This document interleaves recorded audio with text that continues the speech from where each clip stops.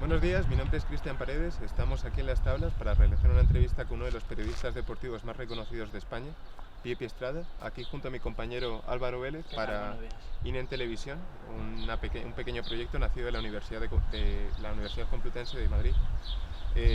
Queríamos realizarte ciertas preguntas respecto a la empresa informativa, pero creo que también sería muy interesante partir desde la base, sobre quién es Piepi Estrada y cómo un muchacho de Gijón llega hasta Madrid y logra ascender poco a poco en una empresa tan complicada como es llegar a ser alguien en el panorama de la prensa nacional. Bueno, pues gracias Cristian, gracias Álvaro. Pues, ¿quién es Piepi Estrada? Pues una persona sencilla, una persona que nace en el seno de una familia humilde, trabajadora. Mi padre un productor de una siderurgia en Asturias que se llamaba Ensidesa, pues una fábrica que tenía por aquel entonces 45.000 trabajadores, algo impensable en los tiempos que vivimos ahora. Y siempre he vivido con una cultura muy sencilla, muy cercana, muy honesta. Nunca he pensado más de lo que realmente tenía, y yo siempre he vivido con la filosofía de mi padre. Cada vez que te acuestes, acuérdate de esta frase. ¿El día de hoy lo he salvado? Pues sí. Pues piensa si puedes salvar el día de mañana. Y cada día de mi vida me acuerdo de mi padre. Yo perdí a mi padre cuando tenía 22 años, yo de campo. Todos los días me acuerdo de mi padre. Cada vez que me acuesto digo, ¿el día de hoy lo he salvado? Sí. Pues vamos a ver si salvamos el día de mañana. Y esa es mi filosofía, una filosofía sencilla y salvando el día a día de mi vida. Y así llevo 40 años, salvando el día a día. Es muy buena respuesta. Me ha dejado hasta pensando. Me gustaría mucho saber, porque esto es algo que poca gente sabe, cuando llegas aquí a Madrid llegas para estudiar ingeniería industrial, realmente. ¿Cómo acabas en el periodismo? Creo que tiene algo que ver con tu relación con Gaspar Rossetti, pero que lleva a alguien que se plantea su futuro dentro de una empresa como jefe de ingenieros a acabar trabajando en la radio y ascender poco a poco hasta, bueno, eres una figura ahora mismo de la televisión y en internet. Tienes 120.000 seguidores en Instagram, si mal no recuerdo. ¿Cómo se llega hasta eso? ¿Qué hace que cambies el rumbo? Bueno, efectivamente yo venía de una cultura industrial y profesional completamente diferente. En Gijón, la parte romántica del periodismo, pues prácticamente, bueno, periodistas en Gijón hay pocos. Estaba Gaspar Rossetti, que viene de una saga de periodistas además muy reconocidos en Asturias, y Gaspar evidentemente era mi amigo y mi hermano de la vida. Hemos estudiado juntos, hemos trabajado juntos, en aquella época en Gijón también poníamos discos juntos, él trabajaba en la radio y bueno, teníamos una relación de hermandad. Efectivamente, mi padre, como dije antes, era un trabajador de Ensidesa, una siderurgia muy importante en Asturias, con miles de trabajadores, y la ilusión de mi padre era que yo fuese una persona pues con un rango superior, pues la ilusión de cualquier padre. Y yo estudié pues una carrera industrial, efectivamente, una carrera industrial con la intención de volver a Gijón y poder entrar en esa fábrica con un rango superior, que era la felicidad de mi padre y también sería la felicidad mía como hijo, de darle esa satisfacción y ese orgullo a mi padre. La vida cambió, la vida tiene accidentes, mi padre fallece, mi vida cambia en Madrid, yo tengo que trabajar porque hay que pagar la casa, hay que pagar la comida, hay que pagar también la carrera, y yo trabajaba de disc jockey. Yo he sido uno de los disc jockeys más populares en Madrid en la época que yo trabajaba, y no se me daba mal, la verdad que era un tío muy apañado. Entonces, por esa relación social que tenía a través de la música y de la discoteca y de disc jockey, tengo la oportunidad de conocer a Jesús Hermida, que comienza una nueva etapa como director general de Radio 80 Serie Oro, que era una radio musical con una fórmula maravillosa, pero a su vez era una asociada de Antena 3 Radio. empiezo a trabajar como locutor, ahí empieza mi andadura como locutor y empiezo a conocer un poco otro mundo que yo desconocía. Atrás empiezo a tener menos intensidad por la carrera industrial y la ingeniería la termino de esa manera y ya me vuelco con el tema de la música y del programa. Como es la misma empresa, Gaspar Rossetti, que era mi amigo, mi hermano, y evidentemente estaba en el equipo de deportes de José María García, me presenta a la gente Fernando Soria, José María García, Ernesto López Feito, que en paz descanse, Andrés Montes, en fin, a todo el equipo de la época de García. Y bueno, y empiezo a tener una relación con ellos.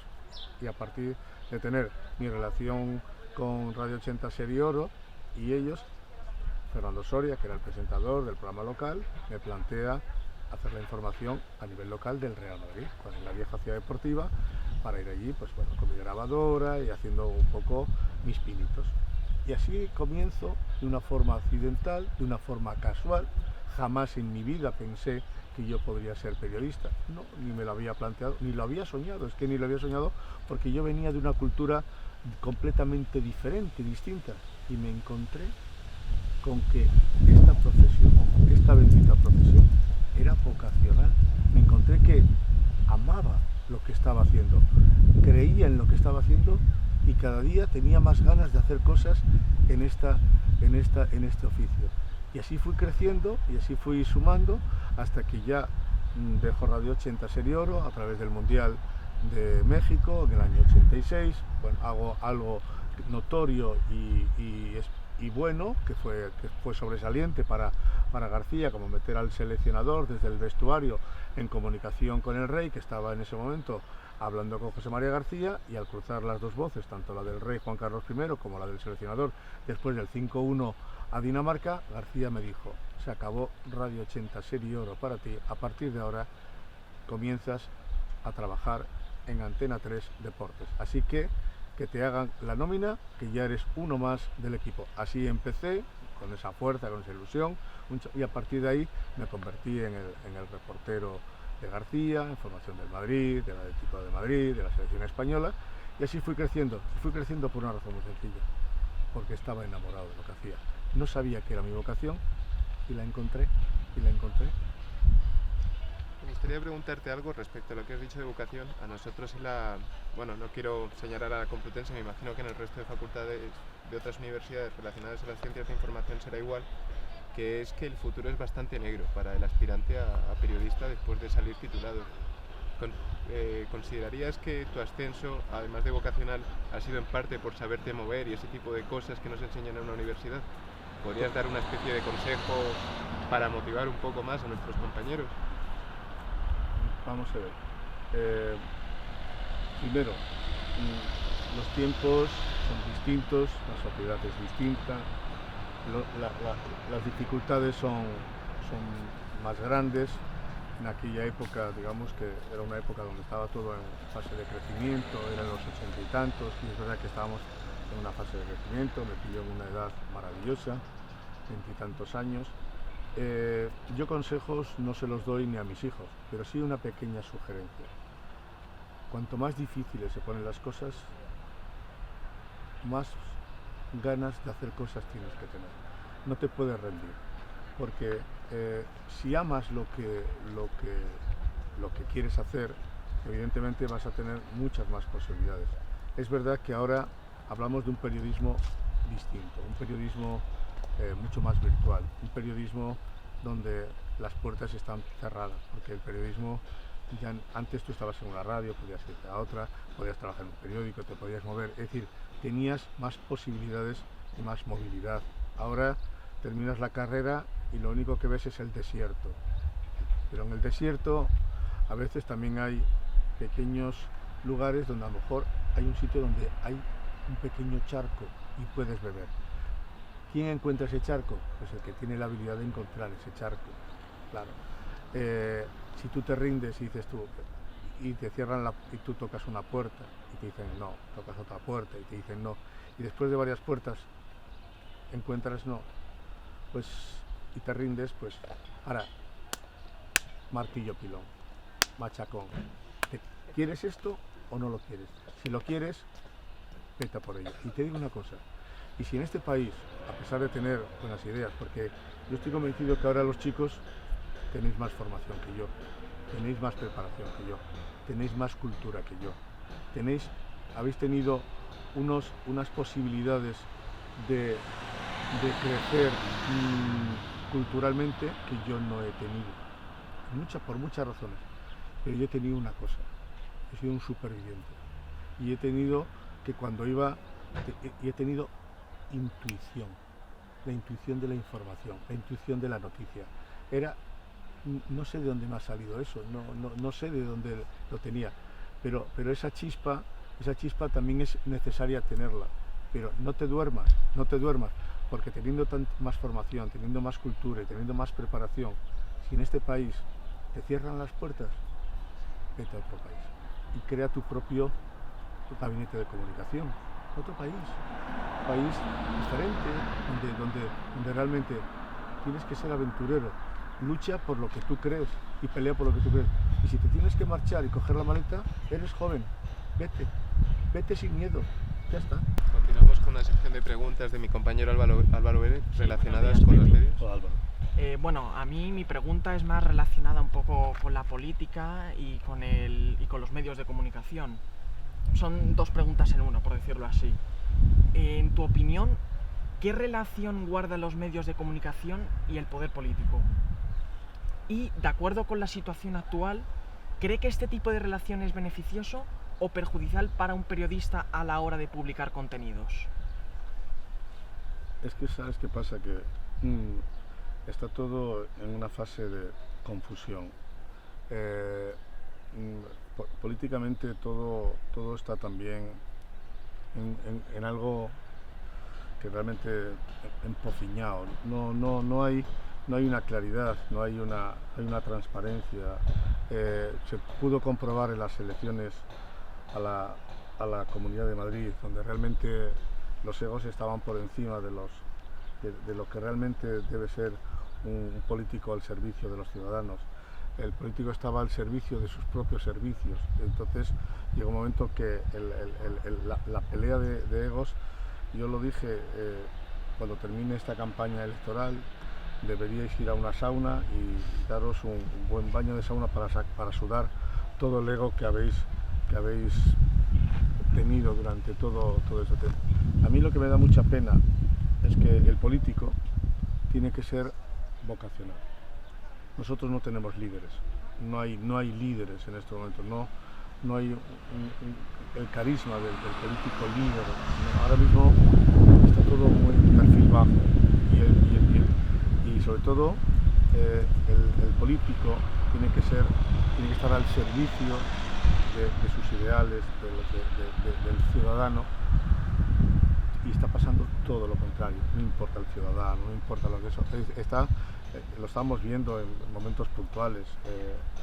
Pablo Iglesias se creía que iba a ser presidente del gobierno, ahora dice deja la política, intentó entrar en la presidencia de la Comunidad de Madrid, como le han dado una derrota histórica, se aparta, pero por otro lado sigue haciendo cosas que realmente no corresponden con una limpieza. Vamos a ver, o cambiamos la idea del político, o el político cambia la idea que tiene de lo que tiene que ser una persona que tiene que venir a servir y no a servirse, o vamos, ojo, o vamos a algo grave. Y cuando digo grave, no descarto un estallido social. Y no quiero ser dramático, y no quiero ser tremendista, pero o cambiamos la mentalidad, cambiamos la pureza, y el político deja de ser mercenario para convertirse en vocacional, y necesitamos líderes que merecen la pena y honestos, ojo, o vamos a un estallido social. Bueno, tengo otra cuestión. Ayer me parece que salió José Ramón de la Morena en El Hormiguero y hizo una afirmación un poco polémica, en la que decía que los políticos tienen que estar mejor pagados. ¿Estás de acuerdo con esa afirmación? Yo, sinceramente, no sé si los políticos están bien pagados o no. Bueno, salen datos oficiales y efectivamente a lo mejor igual no son datos que digas eso, pero ¿sabes lo que ocurre? Que a lo mejor tú te crees que el presidente del gobierno, con el sueldo que tiene, que es un sueldo muy normalito, podría hacer todas las cosas que hace. ¿Tú crees que el presidente del gobierno no tiene la posibilidad de abrirse puertas, conocer gente y utilizar influencias e informaciones para conseguir otras? Es decir, yo puedo ganar 5 por aquí, pero cuando llegue el final de mi etapa política, si yo tenía un patrimonio de medio, resulta que me retiro con un patrimonio de 4. ¿Cómo has crecido con el sueldo que tienes? ¿Cómo lo has conseguido? Entonces, es una mentira, es una auténtica mentira. Está tapado por un sueldo sencillo, que evidentemente no llama la atención, pero tiene otras posibilidades y tiene otras formas de amasar un patrimonio que en condiciones normales no amasaría. Es todo una mentira. Sí. Es todo una mentira. O sea, por un lado parece que, bueno, sí, o sea, tú no puedes vivir con este sueldo. Como presidente del gobierno no puedes vivir. Es mentira. Es auténtica. Mentira, mentira, mentira. A mí me parecía uno de los políticos más honestos. Luego podemos entrar en si realmente estaba acertado, no acertado, si era más brillante, menos brillante. Yo tuve la oportunidad de conocer a Mariano Rajoy y Mariano Rajoy para mí ha sido el político más honesto de los últimos años, a nivel de honestidad, o sea, a nivel de pureza. Luego podrá ser más brillante, menos brillante, pero la pureza humana de Mariano Rajoy, yo he tenido la oportunidad de compartir charlas con él y hablar y un poco su forma de ser y pensar, y a mí me parece que era un político limpio y transparente, con fallos evidentemente, porque es muy difícil hacer las cosas al 100%, pero no tiene nada que ver. Otra imagen completamente diferente a lo que estamos viendo últimamente. Efectivamente. La última por mi parte. Y no es una cuestión política de derechas e izquierdas, no. Hablo de capital humano, ¿eh? Sí. Hablo de capital humano, no hablo de capital político. Bueno, se critica mucho, sobre todo en los medios de comunicación, en las radios sobre todo, y mi pregunta para ti es si crees que un medio de comunicación puede ser independiente o debe de estar sujeto a publicidad institucional. Qué triste, ¿no? Si está sometido a publicidad institucional, entonces ya no crees en nada. Es decir, al final que esto se convierte en una guerra individual, es decir, es la supervivencia individual, es decir, salvar cada uno su propio momento, su propio día y sin pensar en los demás. Lo siento, esto es lo que tengo, yo lo saco, y entonces iniciamos una travesía y una andadura individual sin pensar en los demás, y al final ¿qué ocurre?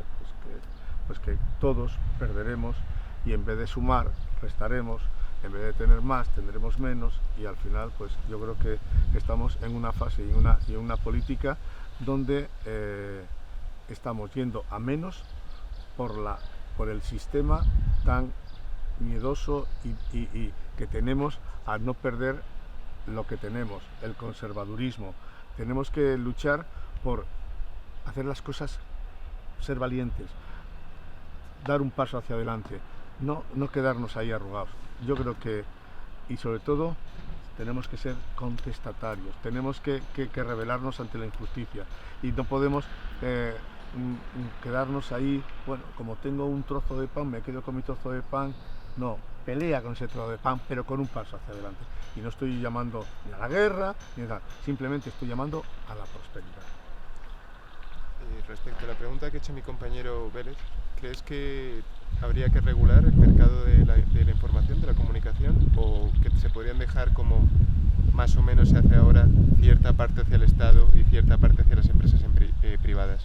¿Cuál sería tu punto respecto al futuro para mejorar las condiciones de los periodistas y de los medios? Yo creo que, vamos a ver, yo creo que lo que hay que hacer es potenciar al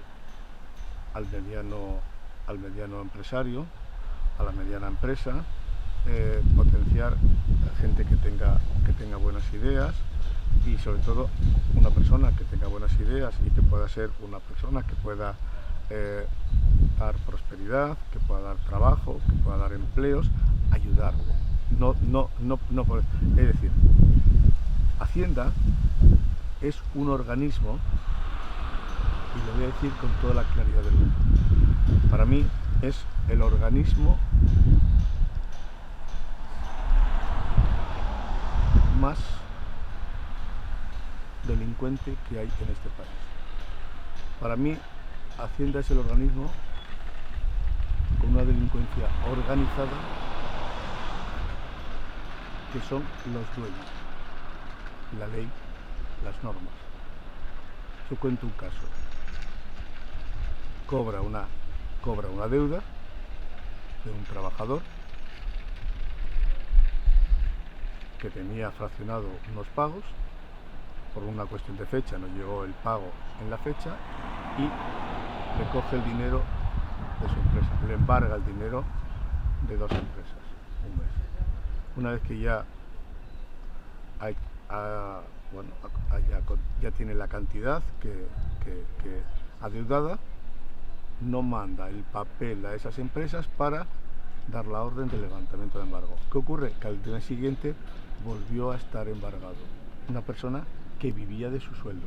Eso es increíble. Han llegado, lo han cogido.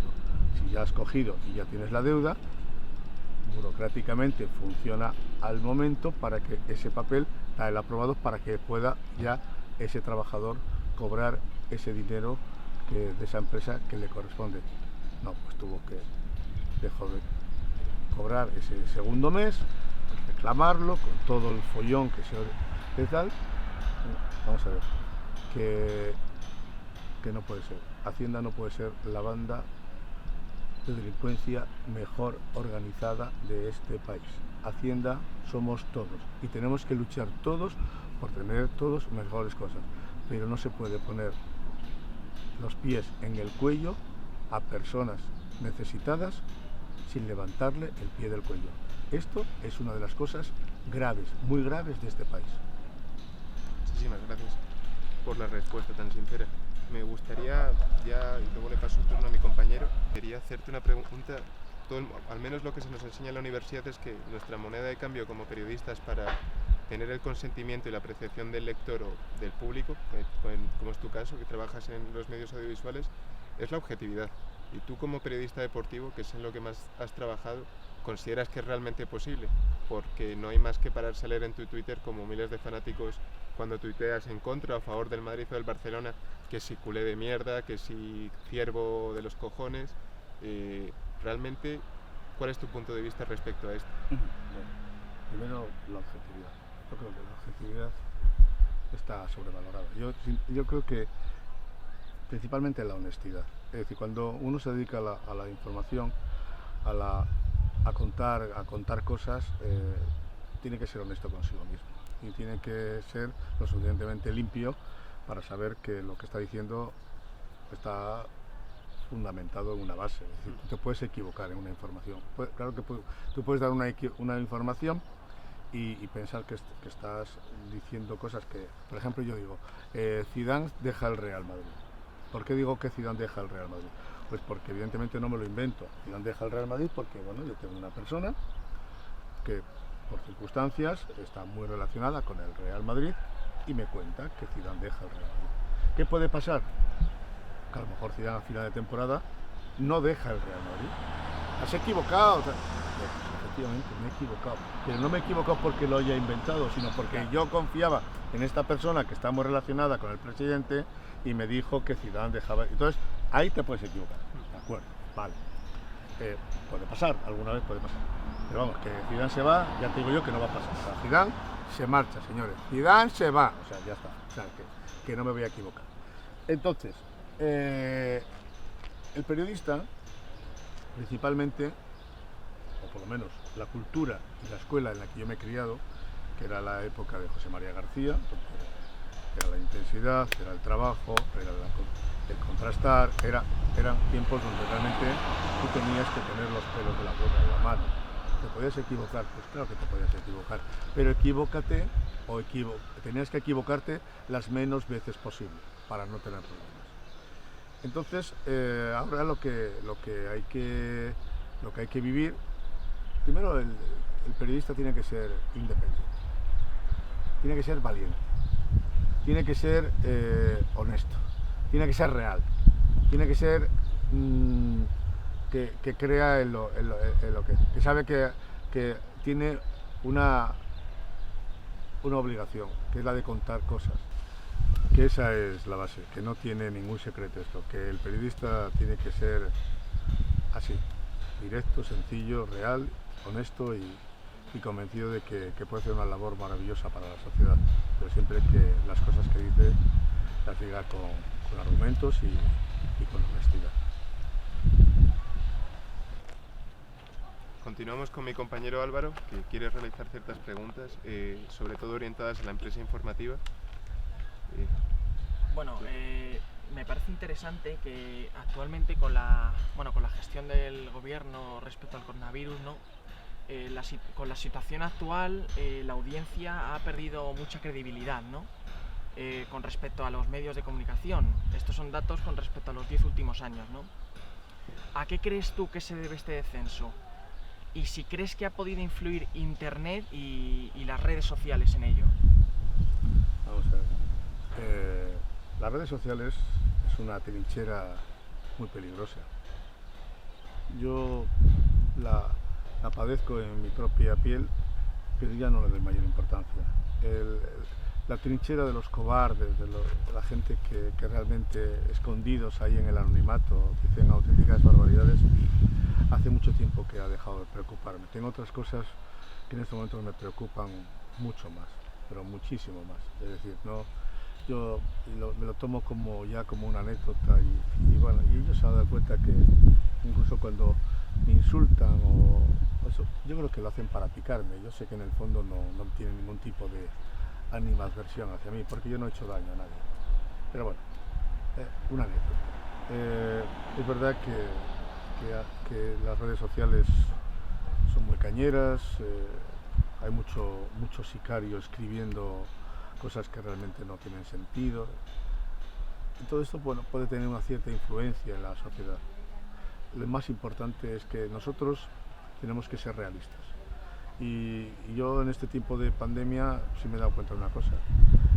Llegó un momento que dejaba de ver la información. Dejaba de ver la información porque estaba saturado de opinión. Demasiada opinión y poca información. Mucha opinión y poca información.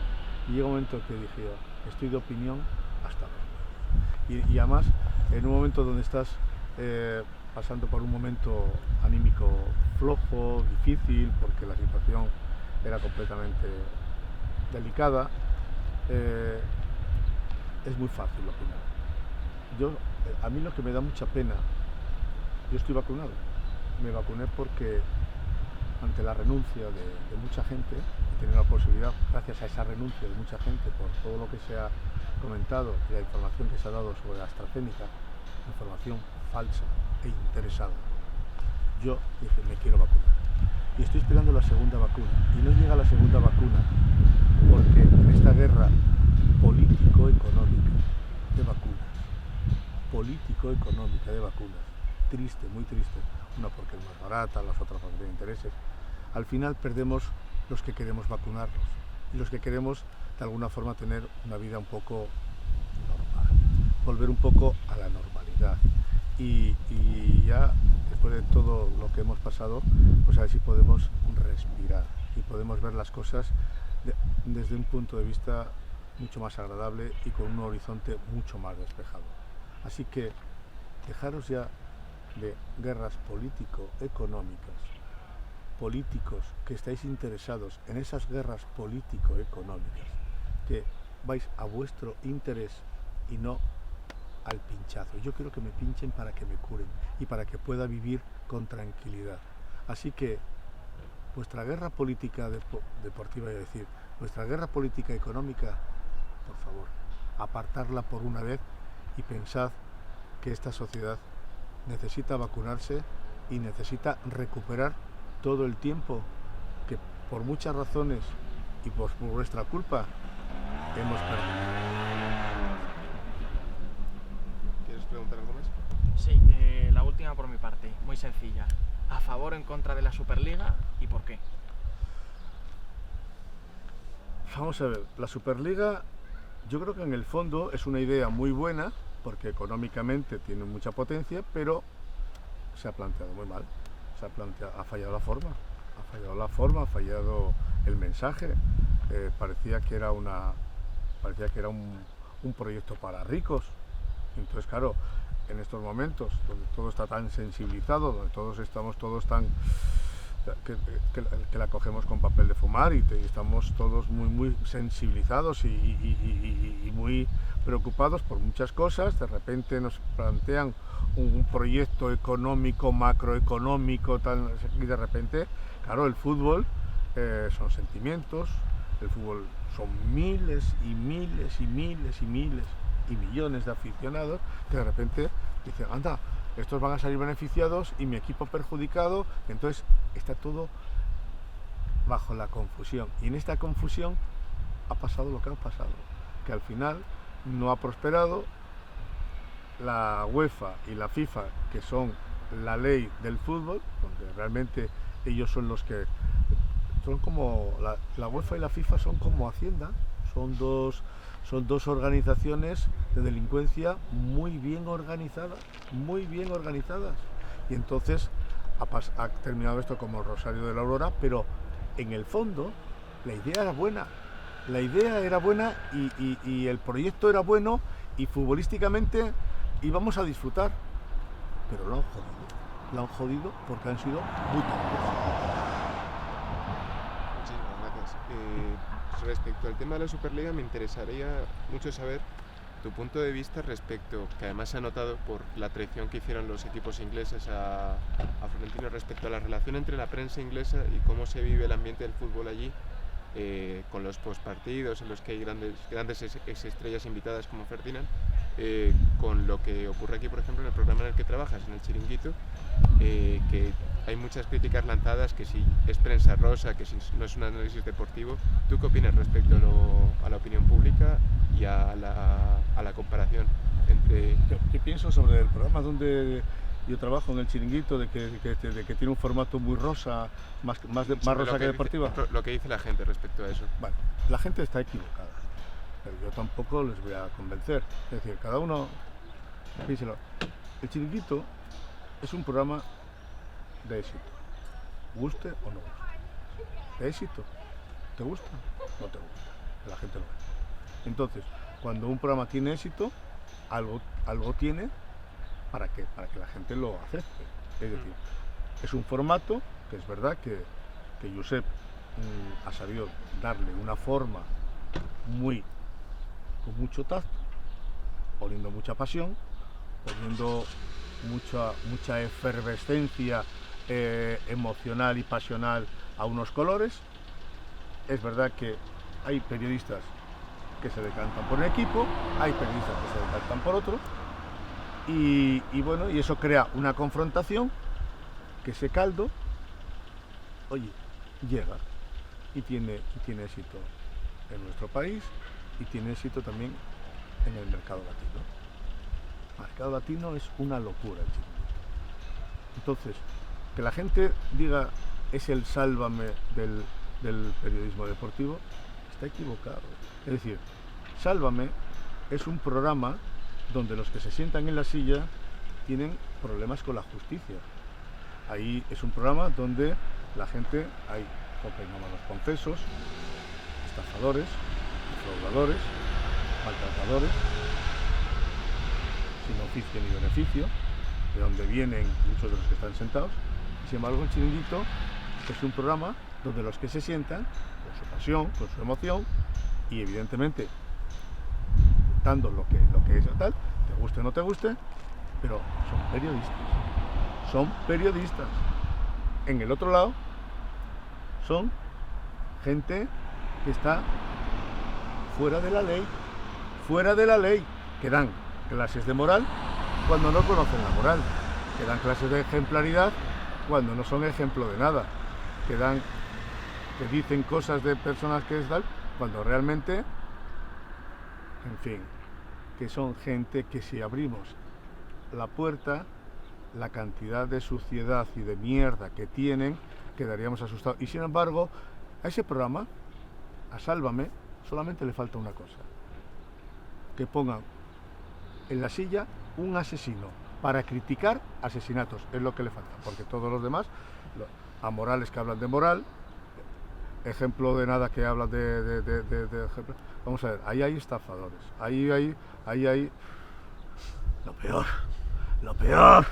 peor, y es un medio de comunicación, señores, que comunica todas las tardes, y dice que entretienen, sí, entretienen, vale, pues yo mañana me voy al Cártel de Medellín a hacer un programa con ellos, a entretener también, porque se puede entretener con el Cártel de Medellín por las noches. Muchas gracias. Respecto a una pregunta más relacionada con el chiringuito, ¿cuál sería tu entrevista soñada para el programa? El jugador, figura pública del fútbol a la que te encantaría traer y tener durante una hora junto a tus compañeros de cara a la televisión. Mi mayor ilusión, con lo que luché y además puse toda la carne en el asador y no lo conseguí. Y no lo conseguí por circunstancias y momentos puntuales, cuando ya lo tenía prácticamente apalabrado. Era Diego Armando Maradona.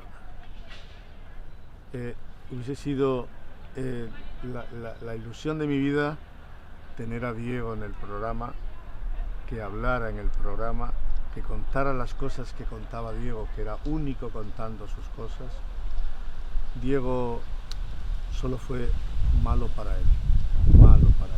Nunca hizo daño al fútbol, nunca hizo daño al balón, nunca hizo daño a sus amigos, jamás.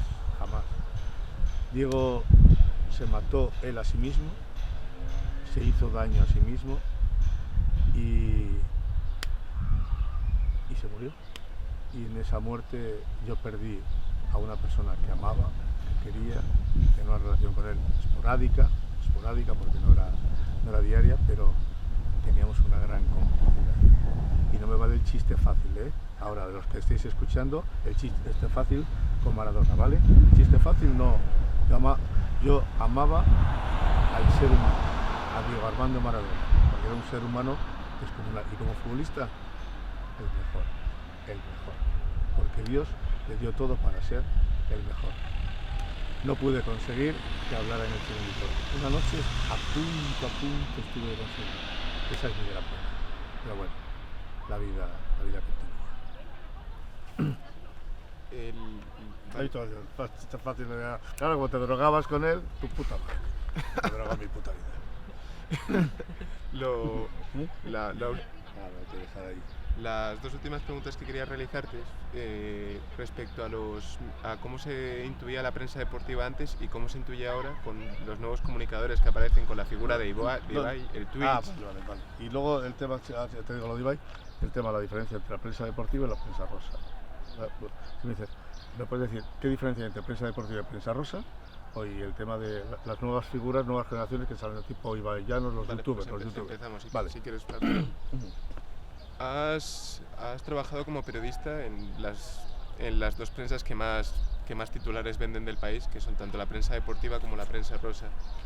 ¿Qué recuerdos guardas respecto a tu paso de la prensa rosa y qué diferencia encuentras para estar más conforme ahora mismo como trabajas en la prensa deportiva? Mira, como he estado en los dos bandos, la prensa deportiva tiene entrañas, tiene vísceras.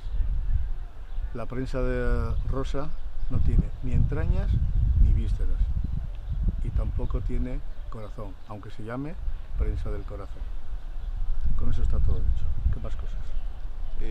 Sí, lo que más me gustaría, sobre todo para los compañeros jóvenes de mi edad, es cómo intuyes tú los medios de comunicación, la prensa deportiva, antes de la llegada masiva de las redes, porque sí es cierto que durante los años 2000 Marca tenía una versión en la web y demás, pero poco o nada tiene que ver con las figuras que existen ahora como Ibai Llanos, que logra entrevistas con jugadores de primer nivel como Piqué, llegando a puntos hasta personales. Y eso la prensa deportiva, por cierto rigor, no puede hacerlo. No se le puede preguntar a Piqué qué opina sobre el Balón de Oro de Modric. No. Me gustaría saber qué opinas respecto al futuro.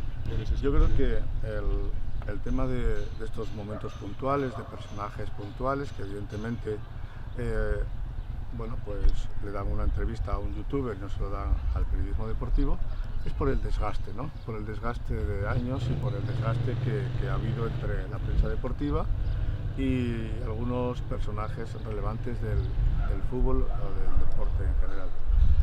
Yo el tema de los youtubers a mí me parece muy bien, es una moda. Ellos son chicos jóvenes, yo a veces tampoco lo veo y tampoco me llama mucho la atención porque tampoco veo que las preguntas sean nada del otro mundo. Bueno, sí que se mueve en un ambiente así muy cercano, charachero, tal. Si me apuras hasta con un punto frívolo, de cierta frivolidad, sin ofender, sin ofender. Pero es una moda y entonces, bueno, por la razón que sea, pues los personajes, pues, bueno, pues este chico, mira que me hace gracia, hablo con él y como estos personajes también les va un poco el rollo del tema de redes sociales y todo esto, bueno, pues digamos, les abren la puerta.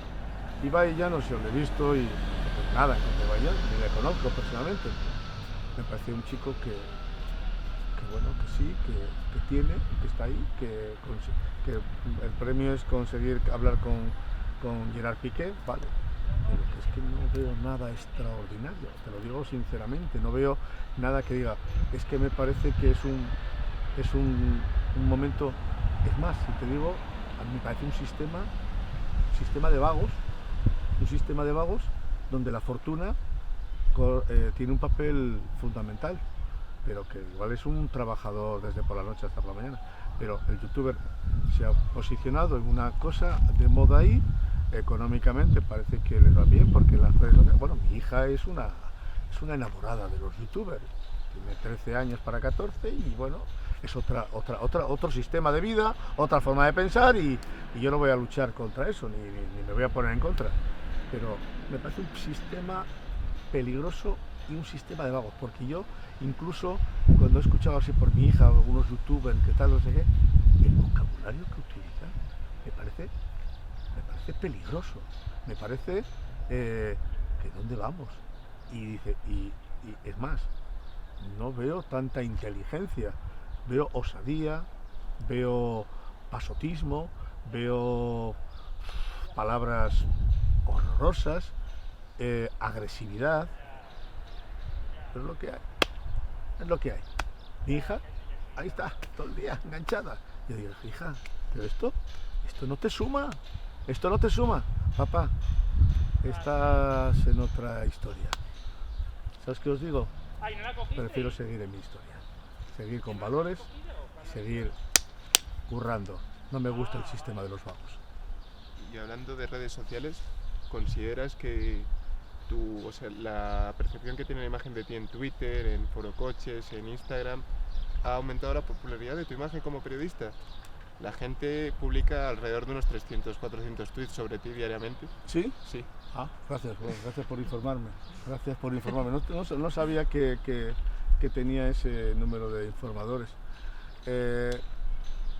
Gracias por informar sobre mí. Os preocupáis por mí, aunque sea mal.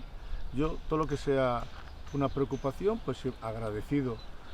Sé que no tenéis nada contra mí, porque sabéis que yo voy a pecho descubierto y Forocoches me montaron un pollo un día, yo estaba mucho más inexperto en esto, entré al trapo, podéis decir lo que os dé la gana, podéis decir lo de la coca, lo del coco, lo del cookie, lo de la caca, podéis decir lo que queráis, que me lo paso por el forro del arco del triunfo. Que os digo una cosa, que os quiero porque sé que no me vais a matar. Y como sé que no me vais a matar, así que no te vayas. Que repito, estamos en un momento tan delicado, con tantos problemas y que tenemos que buscar tantas soluciones que esto Muchísimas gracias. Y para cerrar, ya que nos has lanzado la exclusiva de que Zidane se va del Madrid, ¿hay algo que se pueda decir al internet sobre algún fichaje, algo interesante este verano? Mbappé, Álava, para el Atlético. Álava va a fichar por el Madrid. Zidane ha dicho que, lo ha dicho en el entorno familiar, que le gustaría mucho dejar el Real Madrid siendo campeón de Liga, que es lo que más le gustaría. Muchísimas gracias, Tuti. Nada. Estupenda entrevista y hasta aquí cerramos. Les ha comunicado INEN TV la entrevista con Pipi Estrada y que tengan un buen día.